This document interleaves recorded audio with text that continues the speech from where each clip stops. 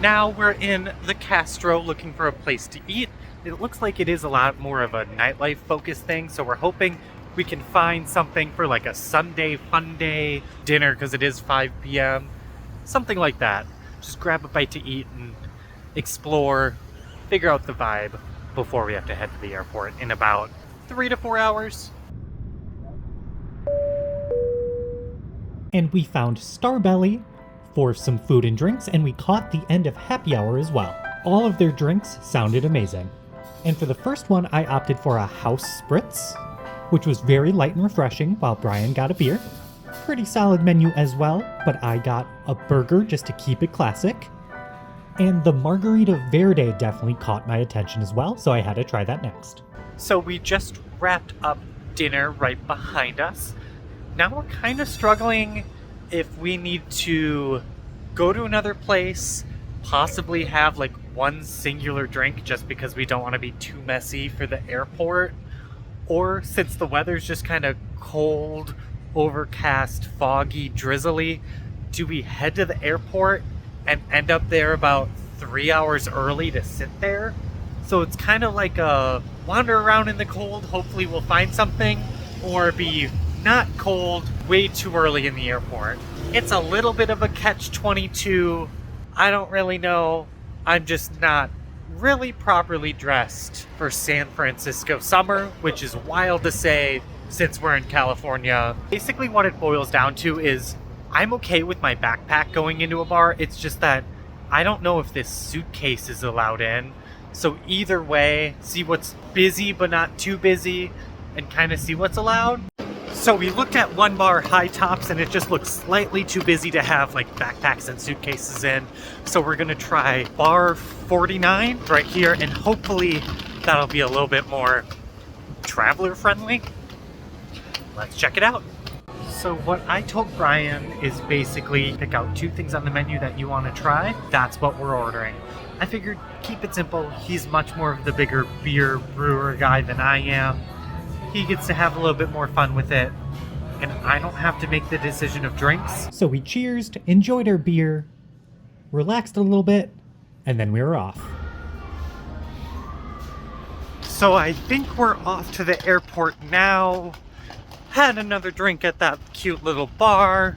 Could have probably stayed there another hour or 2 if we didn't have to head to the airport. Good vibes, good music, just a nice little space to sit down and relax. Order at the bar, pretty easy. I think we have a little bit of a walk, get on the BART for a couple stops. I don't think we could really time this any better because we said we gotta start heading to the airport around 8:30. It is currently 8:25, but it just keeps getting rainy and colder, and you can visibly see my phone shaking as I'm trying to record just because I'm that cold. I guess that's just the weather in San Francisco this time of year. Foggy, loud. The weather's loud apparently because of the traffic, but just foggy, drizzly, not ideal mid-August weather. We may or may not have to finish a tall boy beverage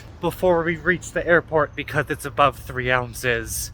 And I don't think we should really be consuming too much on public transportation. And we have to get rid of sunscreen because, ooh, scary spray. TSA, what are we doing here? Granted, yes, I want everyone to be safe, but like, it's sunscreen. Overall thoughts here in San Francisco. It's a very pretty town. The colors here are beautiful. The architecture's really cool. I kind of dig the city layout and how easy it is to move around. Some cons, not the cleanest city in the world. The buses seem to be a good 20-30 minutes apart. And sometimes the people, albeit mostly friendly, can be a little rowdy, and I think the programs helping the unhoused and mentally unwell could be stepped up. I live in Chicago. I am well versed in how to navigate how people are acting in public from a bunch of different backgrounds, especially things like that. I think San Francisco has a little bit more to do when it comes to giving people more resources to help them off the streets, get them the resources mentally that they need. Just because there was a couple interactions, especially like downtown by the Civic Center, City Hall, that were just not the greatest. I enjoyed my time here in San Fran. I will say this, I am very spoiled when it comes to Chicago because Chicago is set up as a city with alleyways, while like this isn't a functional alleyway. Where else are people putting their trash, parking their cars for garages, stuff like that? This city is so tightly packed on top of each other, while Chicago has like a functional grid system. I haven't figured out the logistic half of this city. Does that make any sense? I think I'm just really spoiled of all the little alleys and like shortcuts I cut down in Chicago versus that feels non-existent here in San Fran. I was on the BART during midday weekday. I wonder how it really compares to the nightlife, the grit of the city of Sunday around 8:30, 9 o'clock. I think there'll be a big old difference of who's riding it and what the true vibe is. The aesthetic of this train station, 10 out of 10. Actual vibe of the people, not so much. But let's wait for the train to head to the airport. So for all the people worried I'm in a sketchy area, first of all, I've lived in Chicago for like 8 years now. I've never been in a sketchy situation. I know how to hold my own. I know when to get out of an area. I know when I'm safe, when to be protective of my things. Like, I'm not unsafe. I'm not worried. I'm having fun. I'm just making sure, hi mom, I'm fine. Nothing to really worry about. If something's sketchy, oh well. More of a journey, more of an experience. That's a different city, you never know. So, I think the train is here, so let's make it to the airport. Finally.